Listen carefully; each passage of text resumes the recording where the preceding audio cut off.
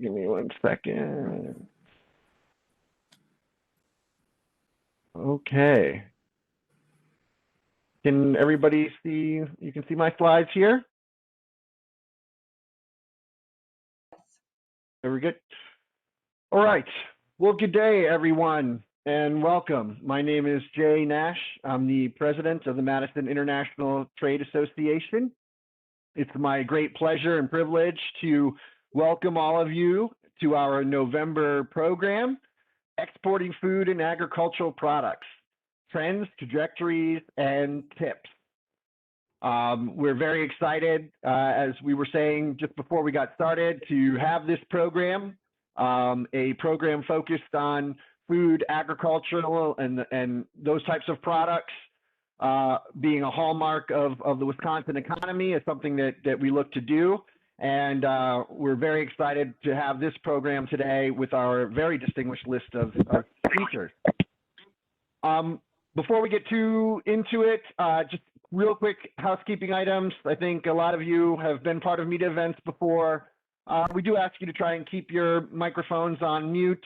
Just double check, make sure now is a good time to make sure you're on mute. If you're not one of the individuals speaking or asking a question when the time comes.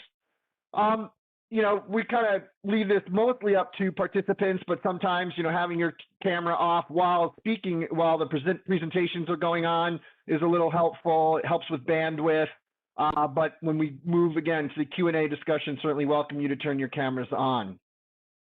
We will have a Q&A discussion at the end. We're going to reserve most of that for when all of our presenters are done. However, we will offer, if there is a real key question or an urgent question that you want to ask, maybe right when the speakers finished up their remarks, we'll certainly take a moment or two to take any such questions. But we also encourage you to put your questions in the chat function here at WebEx. You can do it to everyone if you want to make it a group question. If you prefer to submit your question privately, you can send it to Jen Pino-Gallagher, who's going to be our program moderator and primary MC for today, or Anna Garich, who is the host of our WebEx and the MITA event and program coordinator. Please note that this event is being recorded. If that's of any question or concern for you, so your names, your comments, your audio is it currently will be on the recording. Also, please note that we do invite some of our colleagues from some of the media publications here in Wisconsin. They will be here in attendance today as well. Here's our agenda after these brief remarks that I'm going to try and wrap up as quickly as possible. It'll be a great pleasure to turn it over to Steve Hayes to represent our event sponsor today, Wells Fargo. We'll look to hear from Steve in just a moment. How are you? Then we'll have our presentations from this distinguished panel of speakers. Starting off with Dr. Swanson, I'll let my colleague Jen be the one to pick up the program from there and introduce each one of our speakers. And then, as we mentioned, we'll have the Q&A and look to finish up right around the 2:30 time. Although we certainly have had discussions go a little bit past that. I know there's probably a lot of good questions, and we'll hang on as long as we can, but we'll certainly aim to be respectful of your time and be done by 2:30 today. Before we get to this event, just a couple of other ones to put on your calendar. December 14th will be our December event. A very good program on effective management of the international distributor relationship, optimizing growth while mitigating risk. This is a big theme that we hear about from a lot of our membership in our community. So please mark that for your calendars. It'll be another WebEx program around this same time on December 14th. Looking beyond into the new year, one of our featured biggest annual programs is our economic forecast. That's slated for Tuesday, January 11th, 2022. That'll be a little bit longer program, and please put that on your calendars as well. That's one of our, again, biggest annual events, and we're very excited to start off 2022 with this program. Some of our other events we want to highlight for you from our great partners, including the WEDC and SBA. They have their virtual trade venture to Africa in a couple of weeks, and we certainly wanted to flag that for many of you. They'll be sharing some excellent information on one of the fastest growing global markets. And we certainly encourage you, and we're always grateful for WEDC's support for our programs. Another quick event, big event coming up here for MITA is our board elections. It's that time of year soon enough. This is the election for a 3-year term starting in 2022 and running through calendar year 2024. It's open to all active standing MITA members. Anybody that meets that criteria can run for the board. We will start taking nominations as soon as this program is over, up until approximately 5 p.m. on November 23rd. So we're going to try and get all of the nominations in by before Thanksgiving. If you are interested, you can email our good colleague, Mark Rodehash. You would provide your name, affiliation, brief bio, short statement of why you would like to serve on the MITA board, and a professional photo, your headshot. We'll then run the election right after Thanksgiving until our December 14th event, and then we will install our new board members and to make a transition of the board at our MITA annual meeting on December 21st. So while that's on the 21st is primarily a MITA board meeting, we're going to make it a special event and also make part of that our MITA annual meeting for all MITA members to come hear a report on the year that's passed and welcome our new board members. All of the things that we've been talking about, these programs, the work, the people, the website that we have, the new membership tool that we have called Growth Zone, none of that would be possible without our very, very generous sponsors. Our sponsors have been contributing to MITA in so many different ways through their time, their intellectual inputs, their personnel, and of course, with tremendous generous financial support. In particular, I'd like to recognize our platinum sponsors, ME Day & Co., Trek Bicycle, and the Geo Group Corporation. We want to thank you very much for all your continued and wonderful support. And speaking of sponsors, now I would like to recognize another very special sponsor, our distinguished sponsor for this particular event, Wells Fargo Bank. And to say a few words on behalf of Wells Fargo, I'd like to invite Steve Hayes from Wells Fargo Global Advisory to say a few words on behalf of Wells Fargo. Steve? Great. Thanks ever so much, Jay. And thank you to MITA and all the members for inviting Wells Fargo here today. We've got a proud and long history in Wisconsin, and particularly of helping local companies when they operate internationally. And with today's agenda, I'm particularly pleased with the great speakers that we're going to hear from today. And really, we're going to go beyond the headlines and go much deeper than what you might read in the press, and really get valuable insights and firsthand views of the challenges and of course, the benefits of operating internationally, and just how tumultuous the last sort of couple of years have been. Personally, I've spent my entire career working across 5 continents, helping companies navigate the complexities of doing business overseas. And every single client I've ever spoken to has agreed that doing business internationally is typically more complex than doing business domestically. But we also will agree that the last couple of years have just really gone beyond what is the norm. And that's really what I want to leave you with today before I pass it on to the main part of the agenda.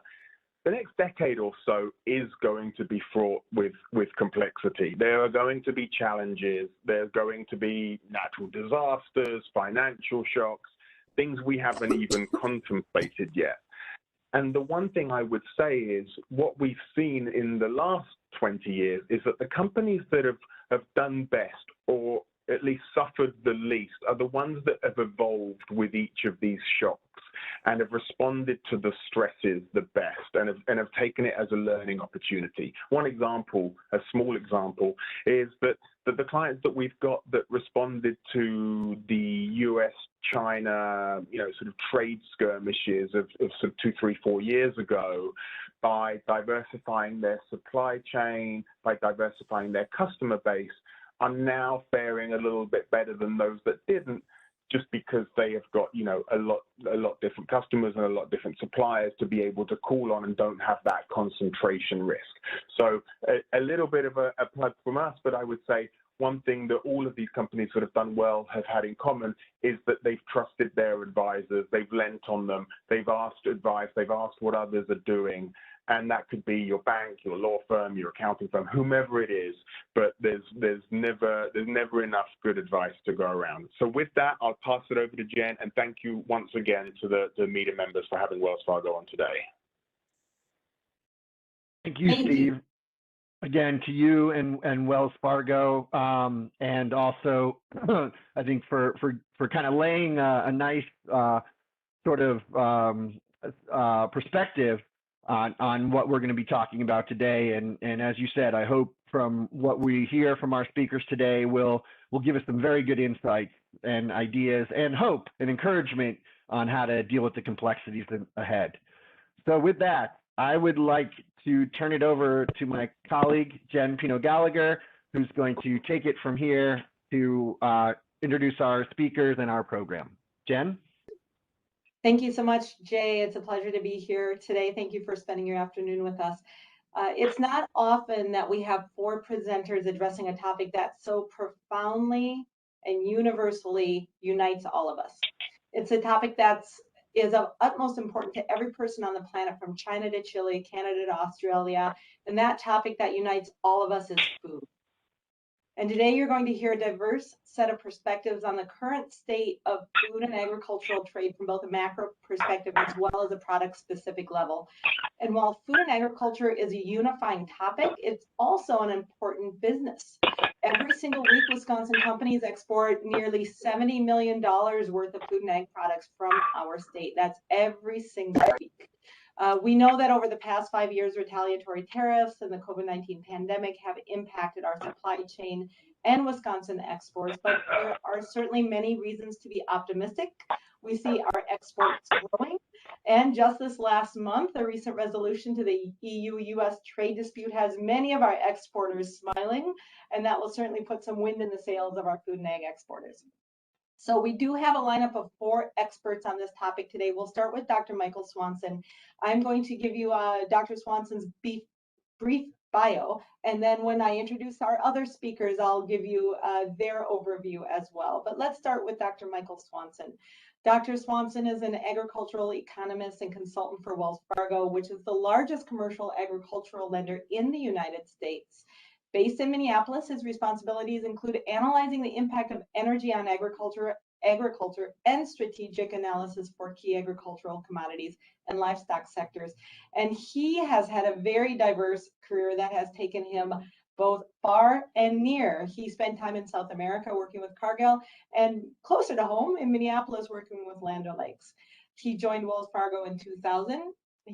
As a senior economist. He received his undergraduate degrees in business administration and economics from the University of St. Thomas in St. Paul, Minnesota, and his master's and PhD degrees in applied economics from the University of Minnesota.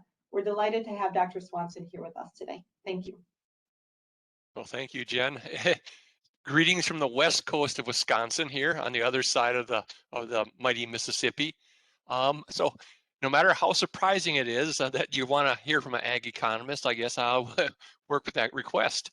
So I'm going to take about 20 minutes before we turn it over to my other colleagues here, and I'm going to kind of hopefully set the stage for some of the bigger secular trends that are going on in this environment. So, and I'm going to start with some heresy here in the world of U.S. agriculture and agribusiness. I'm going to start with this question. I'm going to be presenting to the American Banking Association next week in Cincinnati. But does it always pay to be a net exporter?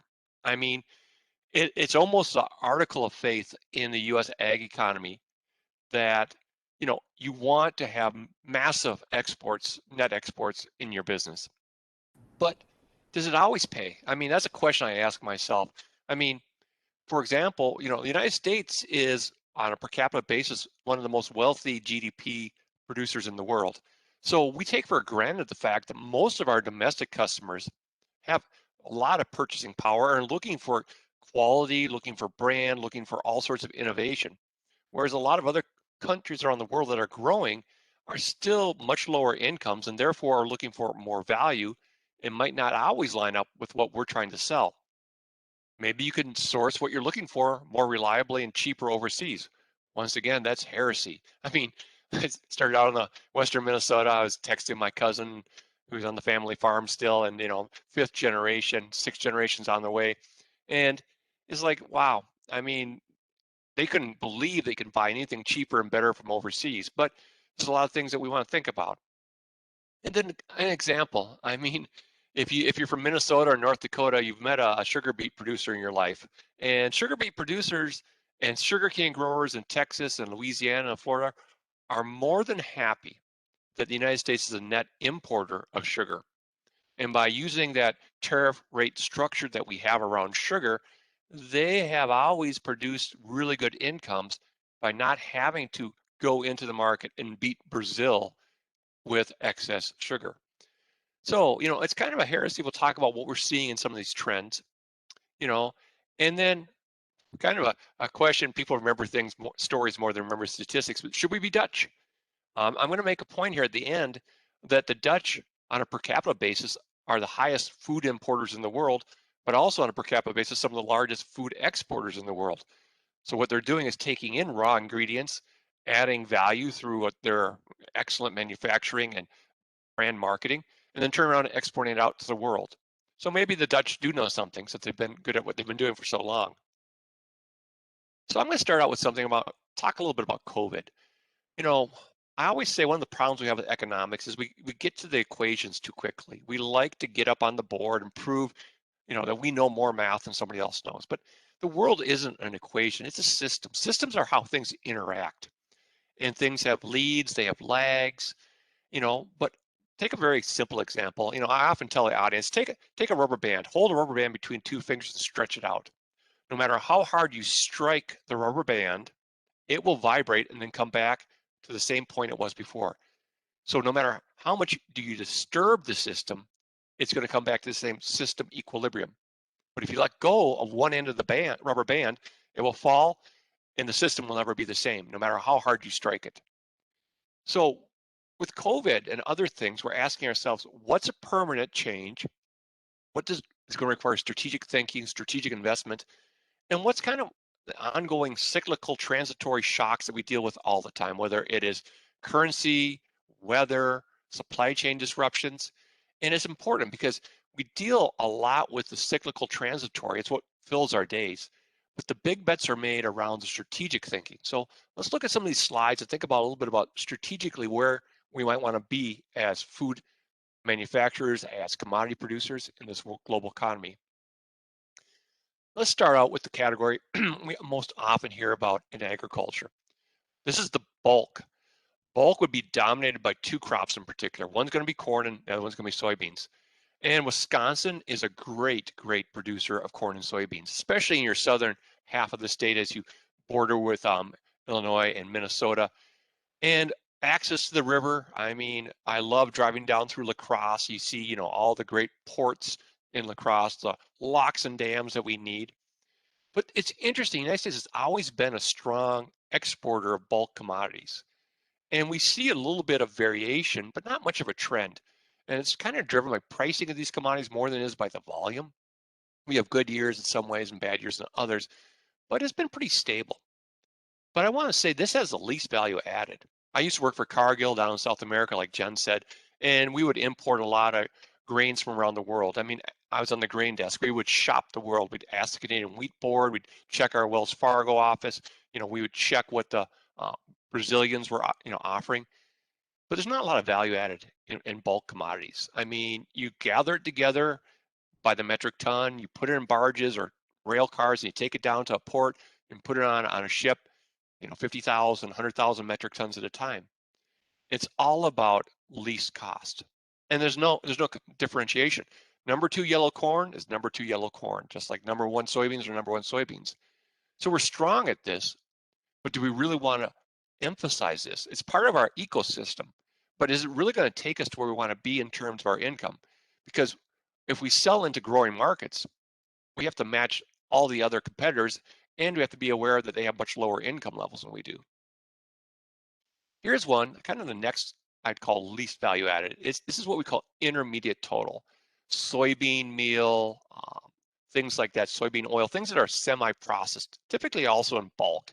These are things that go into animal feed, go into other food ingredients. Now, they usually have a reason why we do this. We crush soybeans, so we give options. You want the soybean oil, you want the soybean meal, or, we do things like distiller's grain out of the ethanol plants, and it goes all over the world. But compared to what we just saw before, there's a very definite trend going on here in intermediate factors or intermediate commodities. We went from being $5 to $6 billion net positive to now running at a $4 billion trade deficit. A couple things going on as well. One is when your economy outpaces other economies, you have a tendency to absorb more of your product internally and to import product where it's advantageous. Take, for example, ethanol is an interesting animal.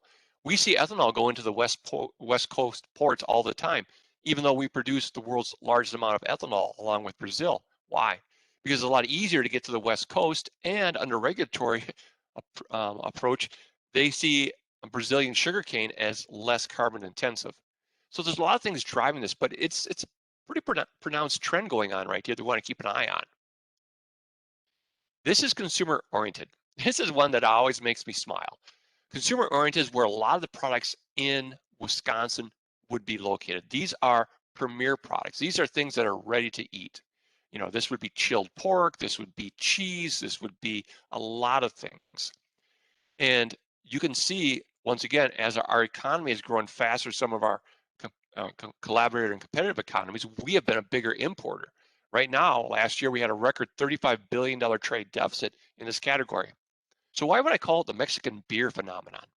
Because I like to joke, when you think about the Mexican beer that we import, Dos Equis, whatever, Corona, it's Canadian barley, US hops, and Mexican tap water. And you have to ask yourself, what's the value added there? Well, clearly it has to be the lime. But when you think about it, it's the fact that the United States has much higher incomes than Mexico has, and we love variety. So for us to have a $4 or $5 billion trade deficit with Mexico on beer doesn't kill our economy. We're a $23 trillion economy. But it is interesting that this $35, $40 billion deficit we have is the sum total of all those little things that we find more advantageous or appealing from overseas, whether it's Italian wines and cheeses, all sorts of things go into this. But we do run a trade deficit, and it's getting bigger. And the question is, what can we do about it? And what does it matter to us? Here's one. Talk about seafood products, another big major category. Wisconsin, Minnesota, are not really seafood producers. So you're thinking, well, why do I care? Well, it's part of the trade complex and just illustrates another aspect. This trade deficit, which is huge, $18 billion, represents primarily two products. It's going to be Southeast Asian shrimp, and it's going to be salmon from the EU, from Chile, from Canada. And the United States could produce a lot more seafood product in its own markets, but as a country, we've chosen not to. We have a lot more regulation in some of these categories than others. And it's surprising to me because, Vietnamese, Thailand, and China shrimp might not meet the same safety qualities as what we might see out of our southern states if we were to choose to produce them. But still, it's a big category. You can see how big it is. One last category, one last comment. Here we go. Here's U.S. trade around forest products. This could be the raw logs themselves. So typically we don't import a lot of raw logs. We import a lot more lumber. And once again, we see an incredible departure. Go back to 2010, about a $4 billion trade deficit. Last year, as we got the housing boom kicked into high gear, it's going to be even bigger this year. We had a $14 billion trade deficit, primarily driven by our trade with Canada. We love our northern neighbors, but you have to ask yourself a serious question. Are the Canadian trees that much more productive?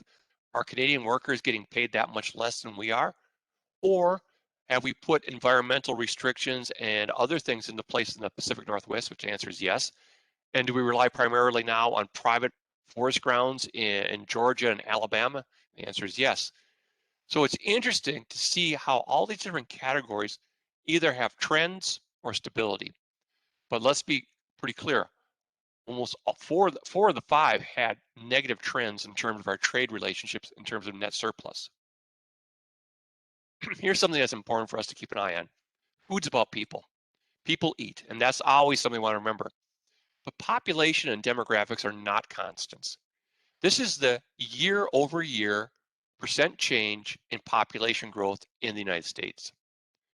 Clearly, we've had a downward trend for a long time. We've had some major cycles around that downward trend, but 2020 was the lowest we'd seen since the Spanish influenza of 1919 at 0.4%.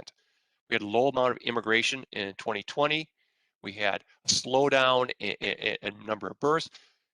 And the question is, will we rebound? Because let's think about the impact it has on U.S. agriculture and U.S. food producers. If our population is growing at 0.4%, and most of that's in the southern states of the United States and the West, we're not going to need a lot more productive capacity. Just pick a number from the historical reference points. Corn yields, for example, primary crop we grow in the United States, driver of proteins and other things, it has about a 1.5% productivity gain over the last 30, 40, 50 years. And a lot of science coming out to continue to produce that 1.5% or better yield gain. Just on yield gain, we're going to have 4 times more growth in production than we do in demand via per capita. And so what are we going to see around there is going to be very interesting. So what will it take to reverse these trends? Maybe slower growth in the United States. We don't have strong economy. We become more attractive. Don't want that to happen. Lower relative income per capita. Once again, don't want that to happen. Greater cost competitiveness. This is something where I think you touch a lot of people. Everybody has their opinions, but I don't think it's everywhere I go. I've been in California, Washington, Virginia, North Carolina. There's a lot of regulation out there. And the question is it good regulation? It's not right to say regulation's bad. That's just dumb. But there's often times when you get poor regulation and gets very high cost with very little benefit. So just point out the money. I'm going to finish up here, talk about the money.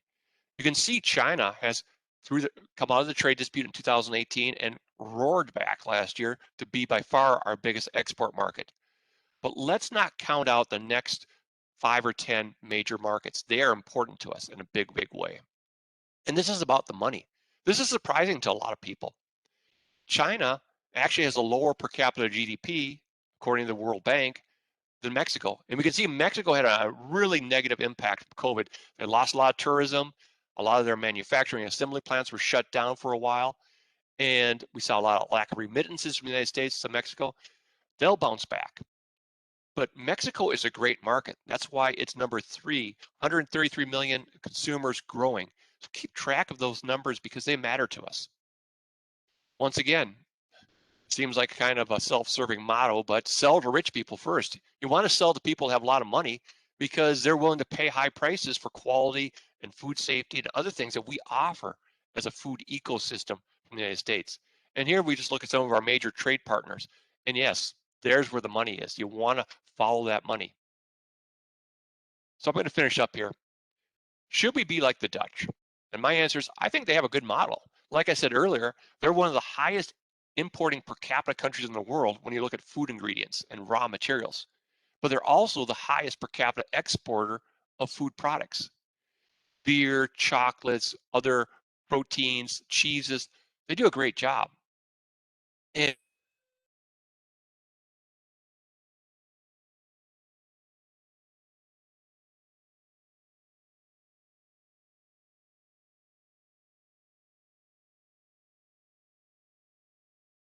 I think that we have a temporary malfunction with Dr. Swanson's connection. Right when he was getting to the good stuff in the presentation, right? We'll yeah, we're talking about cheese and chocolate. Exactly. Likely he'll be logging back on momentarily. Let's use this time to encourage people to put their questions into the chat function because most likely Dr. Swanson will be rejoining us momentarily. So now's a good time to think about what you've heard the last couple of minutes. Think about whether you have any burning questions you'd like to propose to Dr. Swanson when he reconnects. And I think we'll give him just about 10 more seconds here, Jay. If he's not logging back on, we might want to proceed so that we don't have folks waiting. Yeah, I think that sounds good. And when he comes back in, we can certainly invite him back to the floor. But in the meantime, I think we should, probably move to our next presenter. Well, then that gives me a chance to introduce my good friend, Cindy. Cindy Brown is president and co-owner of Chippewa Valley Bean and Doan Limited. I will say that before I worked at the Wisconsin Department of Agriculture, was starting in 2006, which is about the time that I met Cindy. And prior to joining the Department of Ag, I, like many of our other citizens in the state, thought that Wisconsin was all about beer and cheese. Then I met Cindy. And I learned all about the kidney bean operation that they run. They are a family-owned agribusiness that grows, processes, and markets kidney beans.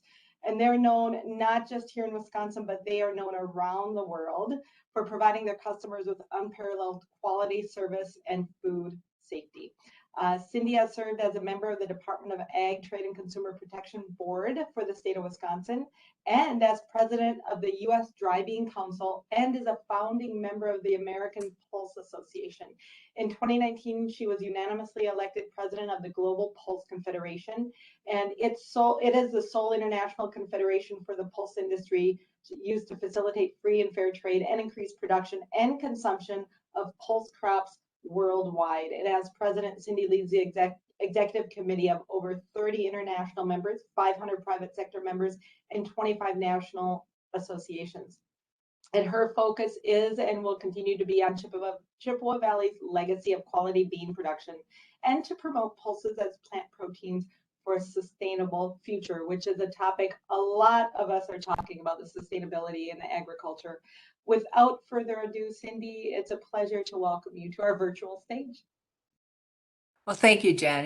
That's very nice introduction. I appreciate the fact that you learned all about kidney beans, because it's my goal to share it with all of the people on the call today, as well as the rest of the state of Wisconsin. Sometimes people don't even realize that kidney beans are produced in Wisconsin, and that actually the largest production state is Minnesota, but about 60% of the U.S. crop comes through Wisconsin and is exported into various countries throughout the world. So this is just a view of Chippewa Valley Bean. For those of you who haven't seen us in a number of years, we have increased our size quite dramatically. Just the recent addition was in the left corner was a distribution center, which has given us capacities to move product much quicker if we only had trucks and containers. But it's also added to our storage capacity. So when we process, we can take care of a lot of different beans at that point. It's a family operation. The family came to Wisconsin, or to Dunn County, in 1858, and family members are all still fully involved. So just a bird's eye view. Next slide, please. So as we look at what Chippewa Valley Bean has been doing in the last number of months, let's talk a little bit about the pandemic. And, when the gentleman from Wells Fargo talked about responding to shocks and looking at what things may present themselves, we've had a couple of major shocks, and I'll get to the second one later, which is the tariff, but primarily, the pandemic, and what did that look like for each of us? Well, if you were in the staple food business, you did very well. And if you had your packaging sizes set up appropriately, like for canned beans going into grocery stores or dried packaged beans, that worked very well too. And so at the beginning of the pandemic, we saw a huge increase in consumption, and not just in the US, but throughout our export world. So we had a very hard time trying to keep up with it. And the question was at the beginning of that pandemic, and people asked, well, I'm going to continue to eat like this. It's healthier for me. I'm not going out to restaurants so often.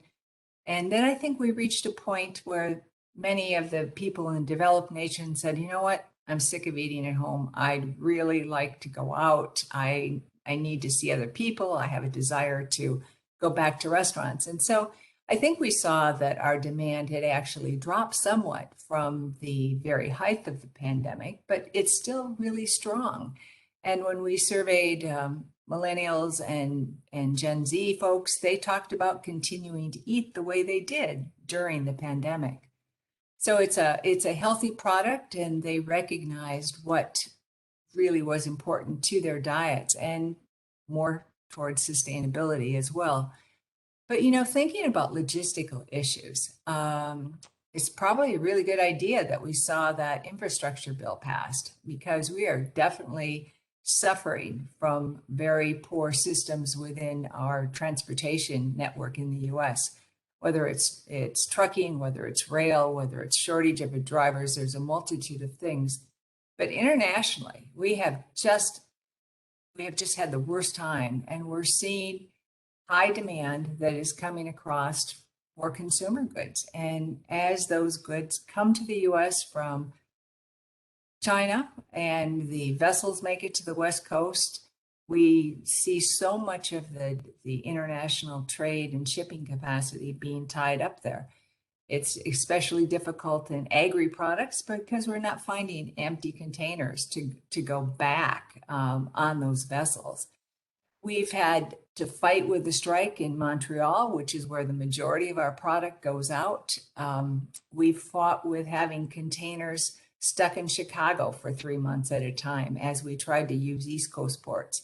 So it's been a real challenge. And, as you look at trying to find different ideas to help you get through this, again, we're bringing containers from Chicago ourselves. We're repositioning them here in Menominee versus how the lines used to do it in the past. So we've had to take we've had to be a lot more creative in thinking how we would do this to make sure that our customers don't have a drop in their supply chain. Because if one of your buyers relies 95% on your product, you can't let them down. They need to have cans to put on the supermarket shelves. So next slide, please. As we look at tariffs, no, go back one, tariffs and non-tariff trade barriers, we are looking at the Section 232 steel and aluminum tariffs. And Jen started out the conversation today talking about how happy we were to see the negotiations that went on to be able to reach the end of the tariffs. Now, I understand that it'll be January 1st before our customers finally see the relief. So we're seeing a lot of our customers that are saying, oh, wait, don't ship, because that extra 25% retaliatory tariff on the top of the cost of our product has just been a detriment to those folks. And in essence, I think it got passed on to the European consumers, and that's the one that I'm talking about mostly. We still have it going into China as well, but Europe is our major market. We export about 70% of the beans that we handle here in our plant. And of that, Europe is a 60% player for us, which is a huge market. So when those tariffs went into effect, we negotiated, we changed pricing, we did everything that we could to keep product going out the door. Because while the tariffs may be there and our contracts were set up in such a way that we had prices laid out to our European customers, they wouldn't pay that, or they weren't able to pay it, and we had to negotiate. Otherwise, we would still have a warehouse full of product. So cash flow, need to ship, a multitude of different things caused us to work with our customers to make sure the product continued to go to them. But in the meantime, we still lost markets, and there were a multitude of countries within Europe that we wouldn't take kidney beans anymore. But at the same time, we still had contracts with our growers. So we continued to pay our growers the higher prices that they had committed to us to grow those beans. So we were left in a bit of a lurch. Having the news that the tariffs have been dropped is a really big factor for us. One of our other areas that is a big concern, primarily in non-tariff trade barriers, has been in changing MRLs, so maximum residue levels of our crop protection products that we use. And we'll find that products that our farmers can use in the US that have one level isn't acceptable in other countries. So let's take the EU and Japan, and their chemical restrictions are much tighter than what we have for our products. And we find that we have to tell our farmers or ask our farmers to reduce what they're using to make sure that we don't have any breakthroughs with numbers that are any higher than what a European standard might be, or a Japanese one. And we're seeing more and more countries that are popping up with MRLs that are very low. Actually, Vietnam and some of the other Asian countries have come up recently with them. And so it's a problem. It would be something that we could see resolved perhaps someday through Codex as part of the UN. But again, that's a ways down the road as we ask that organization to look towards harmonized MRLs. So every farmer throughout the world can rest assured that the product that they're using can be used at the same level, and we don't have a trade barrier from one country to another. You know, I listed the European Union Green Deal here, and you know, many of you are aware of that, and it's really a deal that helps with climate change and takes Europe to the point where they're carbon neutral by 2050 all overall. But it comes back to sustainability and regenerative agriculture and a multitude of other areas. But is it, you know, you could say, is it really a non-tariff trade barrier? Right now, we may think so. But when it's all said and done, for people who jump on the side of sustainability and start to take good actions within their company, it may be more positive than not. So I think that's a factor to be watched. Brexit has also been a problem. You know, before, when they were part of the EU, everything worked fine, except for the tariff that we had as retaliatory tariff as part of 232. But since they've left the EU, now we have the EU's resolution in place, but you know, we haven't solved our issues with Brexit. So let's hope that within the next few months that we see where their government has come back together with the US and dropped some of those trade barriers that were a carryover legacy from the EU. Next slide, please. Now, looking at the effects of the steel and aluminum tariffs, I thought this slide is particularly interesting because if you think about what it did to us, besides our farmers having to sell their product for 25% less, we opened the door for production from other countries. You can see in 2017, where US had started to gain market share, we were working our way up as exports for all bean classes into Europe at about 61,000 metric tons. And 18, we were halfway there when the tariffs went into effect in about June. But at that point, you can also see what was happening. In 17, we were taking market share from Canada, we were taking market share from Argentina. But when 18 came into play and we saw the tariffs be put in place, from 18 through 20, we've lost market share.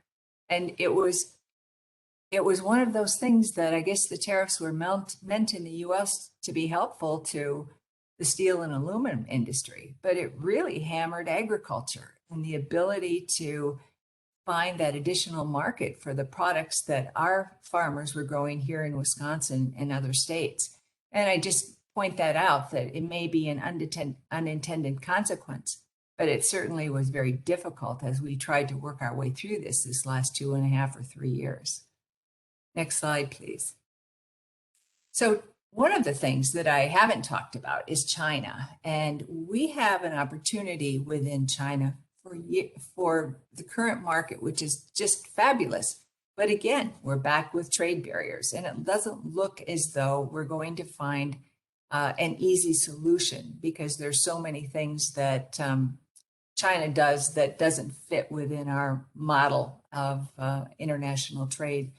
You know, over the years, about 2000, China started producing kidney beans, and they literally had no price floor. They blew the socks off us. We couldn't compete. And for years, we had to come back and reinvent our market in the US. We had to come back and find other markets in other parts of the world because they'd basically taken the European market away from us. I'm happy to say that we've switched that around, and China has now become, instead of a competitor, an actual customer, where they have started eating beans, primarily kidney beans, as part of a health aspect. It's also been an aspect where they looked at changing diets for different, more Western ideas and whatnot. But you know, China's ag policy has been very helpful to us in that area too, where they pretty well dictate to their farmers that perhaps they should be growing corn and soybeans and other crops versus kidney beans, which are other dry beans, which they once were. And it's been beneficial. It's been beneficial in the world market and for US exports. So we've started to see a few beans going in there, but not as many as what we might as we go down the road towards other opportunities when the tariffs and trade regulations change. But it's one of those things that we had to stand back and take a look at, because they literally took our market away for about 9 years. And then we figured out how to compete price-wise, and then saw the tide turn to a change in eating. So it's a good story for US producers. Next slide, please. I think that reaches basically the end of what I wanted to talk to you about today. Thank you very much. I look forward to any questions that you may have. Cindy, thank you so much for that overview. And it's great that you started out with an image of your operations and showing how it has grown in the nearly 50 years that your company has been in business. I know that your family homesteaded the farm in the 1850s, correct? And That is correct. You mentioned that 70% of the beans that you grow are exported. And I think I recall reading that your company exported its first load of beans to the United Kingdom in the 80s. What have you done? Maybe share a few tips with the audience. Speaking from someone who is leading an operation that went from one single load in the 1980s to now exporting 70% of what you produce.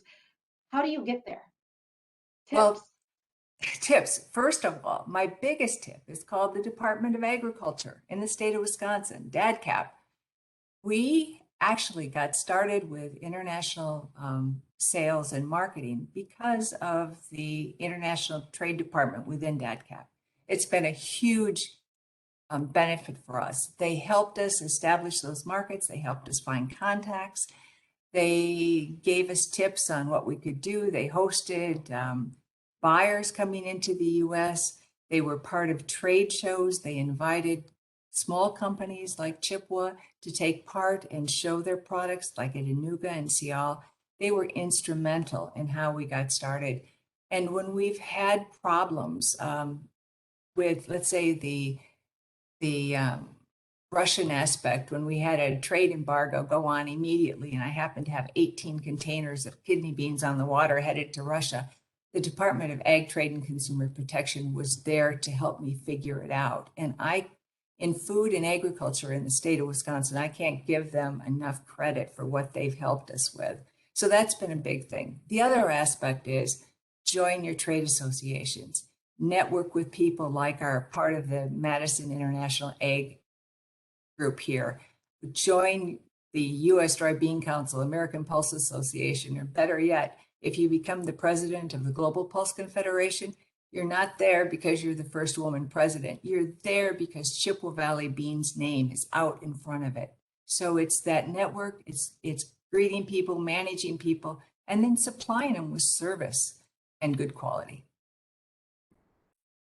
Excellent, excellent. Well, I know all of my former colleagues at the Department of Ag who are on the line, including Mark Rodahesh, who's the director of the trade team. They're on the line right now. I'm sure they're very appreciative of your shout out, Cindy. Absolutely. Thank you. Any other comments that you'd like to make before we transition to our friends from Sartori? Any additional tips or predictions that you would like to share? You know, probably the crystal ball side of what we're doing with transportation is the most difficult piece. And it's really it's a challenge in trying to figure out how to keep product moving. And we need to ship, you know, it's probably a small amount as most people look at it, but we need to ship about 70 loads out of here a week. And trying to find that many containers, or trying to keep the containers moving through the U.S., making it to a vessel or not being held up at a port, has been just extremely difficult. But tips, I guess for people, it's just to be your best advocate for your company. And again, when I tell people that I'm the president of Chippewa Valley Bean, I say my job is really more about managing relationships, and it's about trying to figure out what the next best approach is, because if one thing isn't working, you definitely need to think out of the box and take the next step. Utilize interns that may bring different amounts of knowledge to you that you might not have thought of before, because maybe their ideas as a younger staff person will make a huge difference for you. Look at the whole aspect of the sustainability side. I think that's a growing important factor for us in Wisconsin agriculture. And it's not just for land, but it's for governmental policy. It's for social and labor aspects. So the whole ESG thing is really important. Your lenders are going to look to you for that as well. So stay current, make sure your food is safe, and do what's right for the global environment and your company. Excellent points, excellent points. I hear a common theme of seek information from others by networking, build the relationships, and look for new ideas from wherever you can find them. Excellent. Good summary, Jen. Thank you, Cindy. Thank you. So I just received a message that Dr. Swanson was able to join us. So rejoin us, I should say. And I know that he had one final slide that he wanted to present.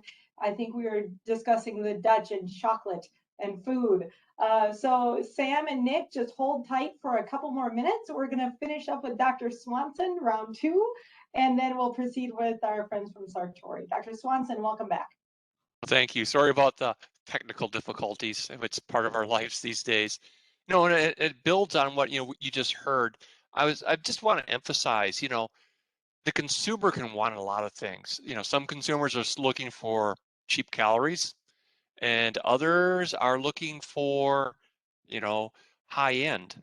And I think, when we think about Wisconsin and Minnesota and many other states, we need to work on that whole ecosystem. It's not a crime to import something if you turn around and add value to it and export it out back to the world market. And the Dutch, they've been doing that for centuries. And so and like I say, they're highly regulated. I mean, we all know that it's a challenge, but they have expensive labor, they have stringent environmental requirements, and they do quite well. And so I think when we think about the future of food, it's an interesting mix. There's a big range of what we can do, and the Dutch are an interesting example. So with that, Jen, I'll turn it back over to you. Thank you, Dr. Swanson. And one quick question for you, Dr. Swanson, before we transition to the gentleman from Sartori. You talked about our population and the fact that we have a much slower growing population than other worlds, and knowing that everyone needs to eat and that other markets are growing their populations much faster than ours. If you could look into your crystal ball, are we producing the right products for the growing nations around the world? I think we are. Protein, we take the amount of protein we have and the quality that we have for granted. But if you look at some of the Southeast Asian countries other than China, some of the African countries, Latin American countries, well, not Brazil and Argentina because they're obviously superpowers there as well. But there's a lot of good protein, whether it's dairy-based or animal-based or plant-based. There's a lot of opportunity because protein is in short supply, and we have the ability to supply a lot of that. So I think there's a great opportunity as we go forward for those higher growing populations and rapidly gaining on income. So we certainly don't lack for opportunity. We just have to execute against it, which is easier said than done. Absolutely. Thank you for that point. Thank you. Without further ado, let's transition to our final speakers for today. We have Sam Allison and Nick Stoller from Sartori. Sam is a global markets manager for Sartori Cheese, and with nearly 10 years of experience in the cheese industry, he played a key role in growing Sartori into a global brand.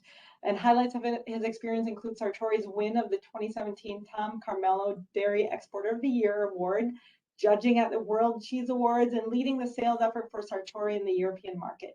He works regularly with the U.S. Dairy Export Council and Consortium for Common Food Names to support the growth of the U.S. cheese industry worldwide and aid in the effort to protect common names. And that is a topic that could be a session in and of itself. So hopefully you'll touch on that a little bit, Sam. He holds a Master of Arts. Sam, you'll have to tell me how to pronounce the university in Krakow, Poland when you present, and a Bachelor of Arts from the University of Wisconsin-Madison, which is much easier for me to verbalize. Following Sam, we'll have Nick Stoller, who is the Associate Brand Manager for the Global for Sartori Cheese. With over 5 years of experience in the cheese industry, Nick has worked with Sartori in a variety of marketing channels, including ingredient and food service, domestic retail, e-commerce retail, and global sales. He holds a Master of Business Administration from Marquette University and a Bachelor of Arts from the University of Louisville. And together they make a tremendous team. And I'm looking forward to hearing from them both. Thank you very much, Jen, for that kind introduction, and thank you to everyone for spending some time with us this afternoon. We're excited to be here with you. Like I said, or like Jen said, we've got my colleague Nick from our marketing team here with me, and so I'll walk you through some of the highlights of Sartori Cheese, and then as we jump into some Q&A together, Nick will help provide some more color context there for you. So we're excited to be here. Global exports is a big part of our growth at Sartori Cheese, and we've been making cheese here in Wisconsin since 1939. We're a fourth generation family-owned company. We've got most of our facilities are still headquartered right here in Plymouth, Wisconsin. We do have one cheese make facility up in Anago, in more the northern part of the state as well. So a big part of who we are is our special relationship with our family-owned farms. So we work with farmers who are for the most part within 50 miles of each of our cheese make facilities, no more than 75, and that's really critical because when you have the aim of making the best cheese in the world, you need to have great milk, and that milk, as soon as it comes out of the cow, those proteins start breaking down, and so you need to convert that into cheese in less than 24 hours, and so that's what those local production farms really are able to provide for us, and of course working closely with them. We've got team members who go out to the farms every single day so that we're able to support them with any challenges they might have, to test the quality of the milk, and to help ensure that we're getting that best in class milk for our cheese. One of the cool things about the state of Wisconsin, we're the only ones in the U.S. who require a license to make cheese, and we've got over 40 licensed cheesemakers here at Sartori, and one of only 60 master cheesemakers in the country, and we're very blessed and fortunate that Pam Hodgins is one of 2 female master cheesemakers, and she does a great job leading our cheesemake efforts. And so when working with our family farms, then and we produce the cheese, we convert and package it, and then we take it out to ship and domestically and internationally to over 50 countries. Our product is exported these days. But as Cindy and some of the other speakers have mentioned, those logistics certainly make life interesting these days. But it's worth the effort. Cheese demand is there, and it's growing, continue to be growing significantly. And we have to remember that 95% of the global population is outside of the United States. And as milk production continues to grow here in the U.S., it is outpacing domestic demand. And I think in 2020, over 75% of the milk production growth actually went into exports. But it's a really cool thing, because as you can see, that demand worldwide continues to grow, and our two primary cheese make and milk producing competitors, the European Union and New Zealand, are running into challenges in terms of continuing to grow their supply. And so with our ability here in the U.S. to do so, there's a lot of opportunity out there to go get. One of the really fun things that we've been fortunate to experience here is just the really shifting perception of specialty cheese, in markets around the world.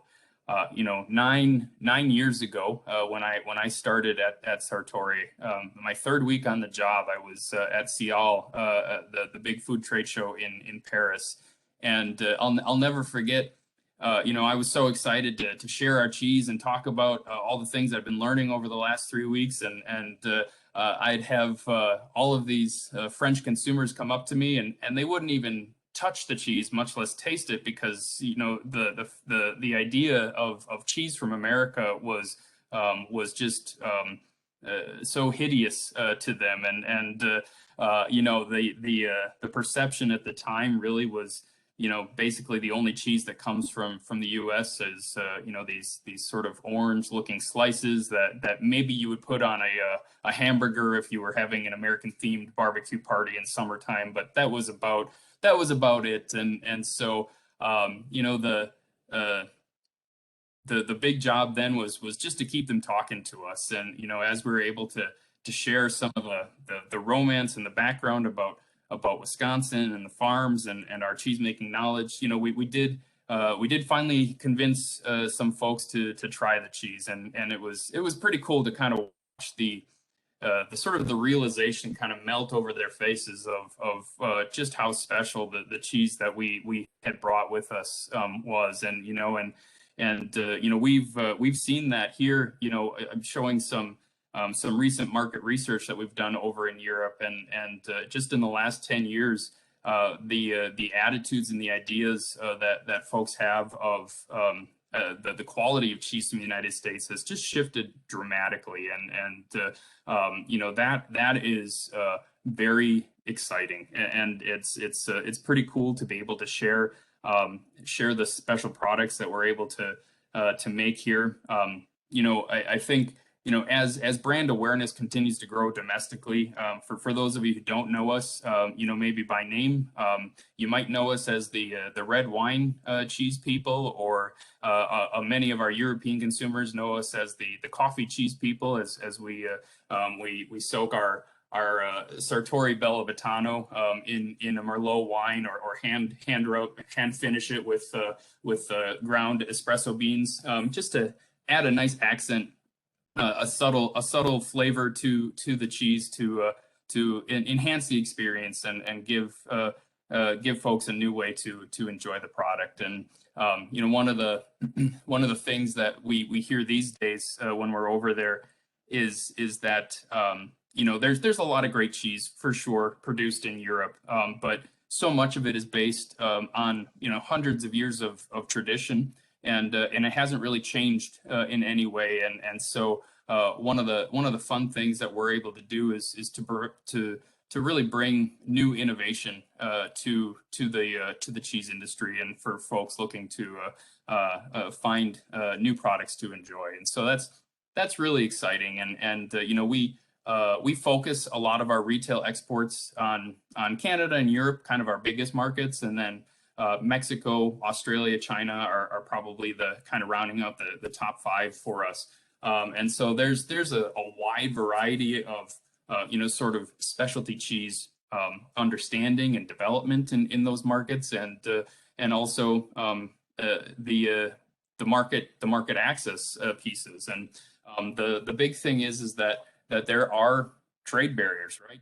And there are tariffs like Cindy was talking about, and the shipping issues that we are all experiencing in terms of ocean container availability and ship actually getting the containers on ships, and but there's a lot of other things as well. And one of the pieces that we alluded to at the beginning is that naming piece, the protected geographical indicators. And so if you think about a potato, for example, and you say Idaho, that would be a geographical indicator. Or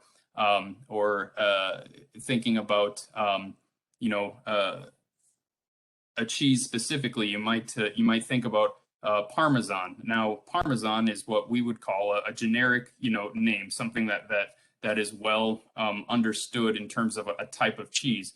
The GI would be Parmigiano Reggiano, stating that it came from the Reggiano or the Parma region of Italy. But the style of cheese, Parmesan, could be produced anywhere, and it's an ongoing non-tariff barrier that we run into as the Europeans work very hard to build GI protections into the trade agreements that they make around the world, so that only Italian producers can sell Parmesan to those markets, and then they end up missing out on the great Parmesan that comes from our facilities here in Wisconsin. We've managed to kind of poke the bear a little bit over the years. Back in 2012, one of the big cheese contests in Europe opened the Parmesan category for the very first time to producers from outside of Italy.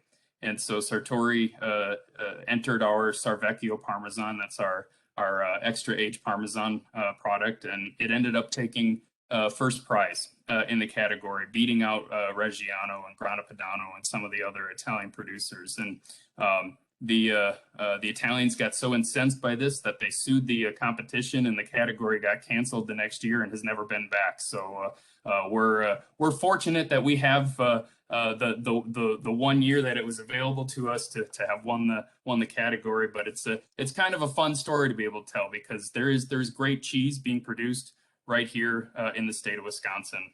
I think that the big thing that we run into, though, is that nobody knows what Wisconsin is when it comes to cheese anyway. Here in the United States, we're famous, America's Dairyland. People associate everything from the cheese heads at Packer games to the rolling farmlands with red barns and cows everywhere.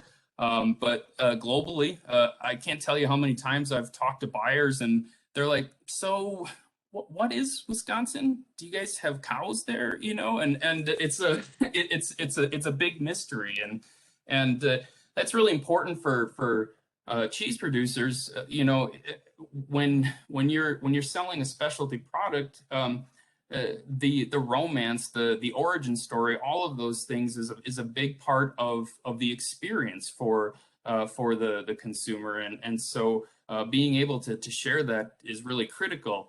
And when you talk about being from the United States, that's one thing, but it can be very polarizing too, right? Like it's very easy when you're overseas to get yourself trapped in a conversation about Mr. Trump or Mr. Biden, and when you're trying to sell cheese, that's the last thing that you want to do, and so we've really tried to focus on Wisconsin and telling telling that story, because I think it's something that is a huge opportunity for certainly for Sartori, but I think for the state overall. You know, we've got world-class milk here, and really cheese that is on par with the best cheese produced anywhere in the world, and for folks to understand what the state of Wisconsin is all about, and you know what we do here, I think could be a real game changer in terms of you know helping to grow that Wisconsin brand as we go forward.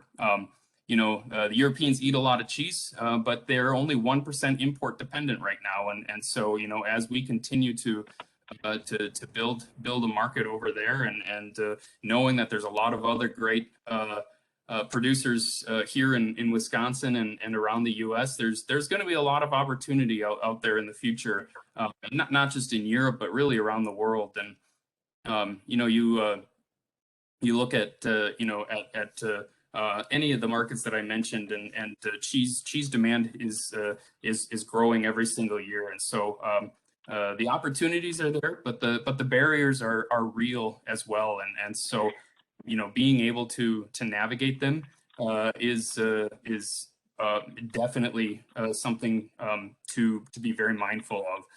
And you know I'll just echo you know what Cindy mentioned, really about being close to your trade groups and your ag departments, and whether that's you know just here in Wisconsin at the state level or at the national level.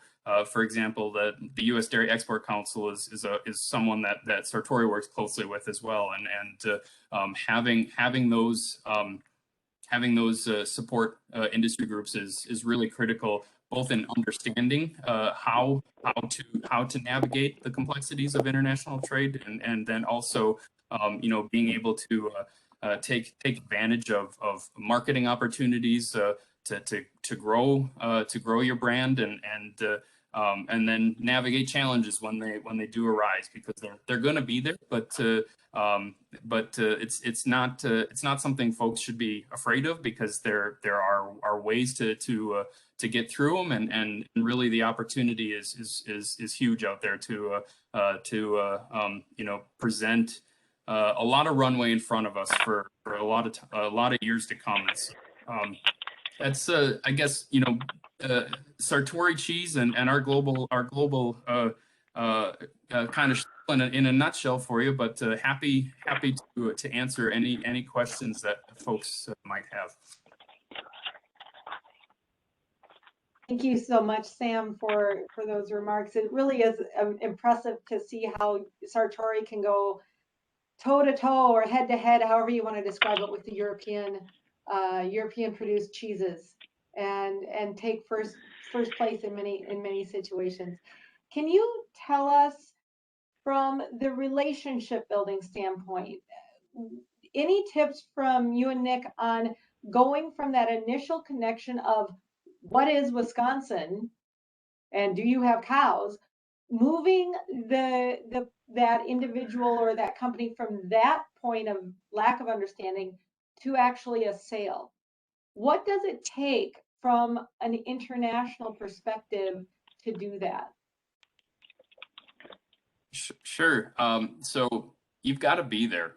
First of all, you got to be willing to travel, and obviously the last year and a half or so has created challenges around that, and existing relationships you can manage somewhat virtually, but nothing really replaces being able to be in front of them, and you know I think that folks really appreciate that when you do travel overseas, that you've come a long way, and you know that there's that kind of that sort of charm or that special connection that comes along with it, and that you're able to share that with them, you know, and so there's that piece for sure.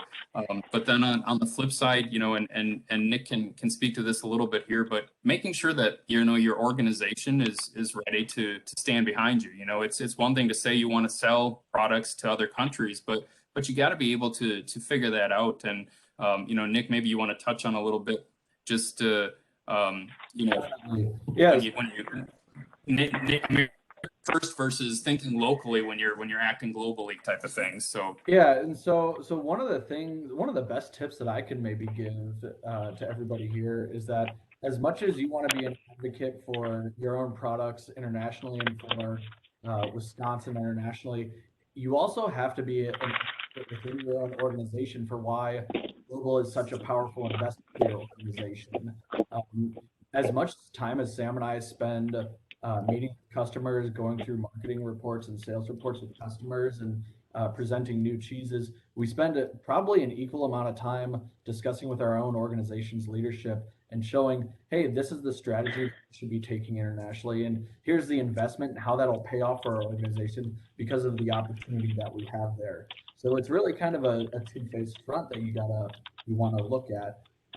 That being said, in terms, just to build off what Sam was saying earlier in terms of building that relationship, I think it was said on earlier that having value added to that relationship can also help you build that strategic partnership with people. When they see cheeses and products that are a little unique and different, but definitely still taste good, that always helps as well. Excellent. So you essentially have two sales to make, one internationally and one domestically in your own company to make sure that everybody is aligned for you to be able to execute. Yeah, I think the opportunity is there, but when you add the complexities of shipping around the world and navigating clearing borders and things like that, you need everybody working towards the same goal to navigate all of that. It helps when you can demonstrate the runway that's out in front. And so I think we've got a lot of people excited about what's out there, and having a special product helps, I think. So absolutely, thank you. And Cindy, Dr. Swanson, Sam, Nick, thank you so much for your participation in today's discussion. It's hopefully this will be able to repeat a similar session focused on food and egg exports at a future MITA event, and hopefully you'll consider returning to present again. Thank you. Thank you so much. I'm going to turn the mic back to Jay. I think he has some closing remarks, but thank you again, everyone, for spending your afternoon with us, and we will see you at the next MITA meeting. Jay? Thank you, Jen. I really appreciate it for your emceeing of today's meeting or today's event. Again, if there's any final questions, this will be your last call. Oh, looks like we did get a question. Mark, this looks like a question from you. Do you want to ask it, or do you want me to read it off here, or you want to just ask now that you're on here? Sure, I can read it, and just, I know we're wrapping up, but maybe just a real quick thought from each one of the speakers. We're up year to date around 20% for our food, forestry, and ag products. So all that we're talking about, Dr. Swanson talking about the cyclical versus the structural issues that we're looking at, and USDA is projecting a 15% increase for this category of products. But I guess Dr. Swanson overall, and then Cindy for kidney beans, Sam and Nick for cheese. I mean, what are you looking at over the next couple of years, 2-3 years? Where do you see that rate? Do we keep a 15 to 20% climb going forward, or is this an anomalous year and it starts to fall back a little bit? Just maybe grab the crystal ball, polish it off, and then and maybe give your best guess estimate in the 3 minutes you have remaining. I'll take a swing at it first, and then we'll talk to the specifics. This is anomalous. Typically, food demand grows with the population multiplied by some income factor. So we're seeing some nice recovery. Mexico, like I mentioned earlier, they really got hit hard with COVID. They didn't have access to some of the financial stimulus that we had in the United States, so their consumers really stepped back, and tourism also stepped back for them. So we're seeing some great recovery in markets like that, reopening with Canada in a lot of markets. So, but we can count on nice, steady total population gain and income advancement, but we're not a double-digit type of world in total agriculture. Now, individuals, I'll let the other ones talk to, they have unlimited runway given that they operate within smaller segments. Well, going forward, looking at 15% possibilities over the next 2 to 3 years, that's a little high. I think one of the things that we bump up against, and as we're looking at food inflation right now, is a big factor. And kidney beans are more often on the lower end of the financial spectrum. They're not a high value product. And as many of our consumers are really going to have a harder time with food inflation, our end users, our canning companies, our packagers are looking at increased costs on steel, increased costs on natural gas, increased costs on labor, increased costs on transportation. And in the short term, as we have higher costs with kidney beans, we have what we call a fight for the dirt because we have to pay an equal amount or amount that will bring growers back more value than, let's say, corn or soybeans. If we get too high price-wise, it's going to cause a shift in demand. People will, in those lower income factors, will go into something else that's cheaper. I'm not sure what it is, but that is a model that's there. But on a general basis, if we didn't have inflation, if we didn't have transportation difficulties, we've continued to see an increase in European consumption around the 9 to 10% on an annual basis. So we've done a lot of things industry-wide, International Year of Pulses, World Pulses Day. We're working with the UN on the Food Systems Summit and food transformation systems, and beans pulses fit in that very well. So I would expect that that general increase in just people being more comfortable with the protein and the environmental aspect of our crop will continue to see demand go up, but 15% may be a little high, Mark. Sam? Yeah, so I think you know, we certainly have seen significantly increased demand, especially in our retail products over the past year, with folks you know, cooking at home versus eating out at restaurants, right? And that's tempering a little bit here, but the big thing that I think is critical to hammer on is that if we don't become more aggressive in terms of our seeking trade deals and trying to prevent you know, these non-tariff barriers from getting put in place, there's not going to be an opportunity at all, right? You know, it's you know, you look at Brexit, for example. I know we were talking about that earlier, and you know, there was a 23% drop in continental European cheeses going into the British market as soon as Brexit went into play, and the British domestic cheese industry has only captured 3% of that, and so there's a huge opportunity there, and there's an appetite for a bilateral trade agreement between the U.S. and the U.K. But we're not prioritizing that right now, you know, and what happens? One of our other big competitor, New Zealand, is just finalizing a trade agreement with them, and by year 6 of that agreement, they're going to have 0% tariffs going into the UK, and that's pretty tough to compete with when you add in our tariffs, our transportation, and the cost of our product and everything. And so that demand is for sure out there, but without navigating, creating pathways for us to execute trade, the roadblocks are going to get in the way big time.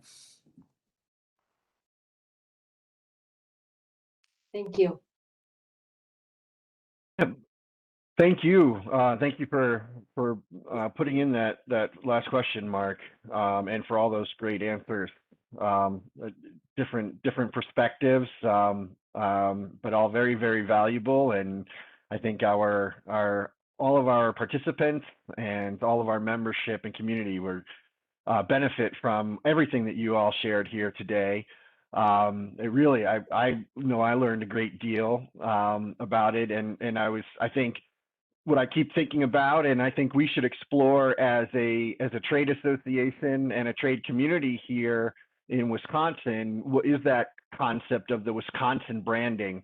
I could see in a lot of situations where maybe if you're in your own industry sector or your own specific brand or company isn't as immediately well recognized, leveraging that from within Wisconsin that is, and then taking 1 or 2 steps forward from there just to build that general familiarity as that you move into that sort of origin experience that Sam spoke of.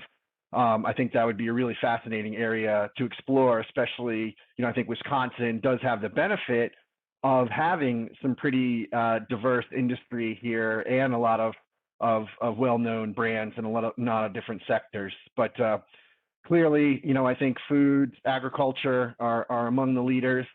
And again, I'm going to certainly speak with pride that that we have the best Parmesan in the world, and as also, of course, the kidney beans as well. With that, I want to thank all of you for your time and attention and great questions today.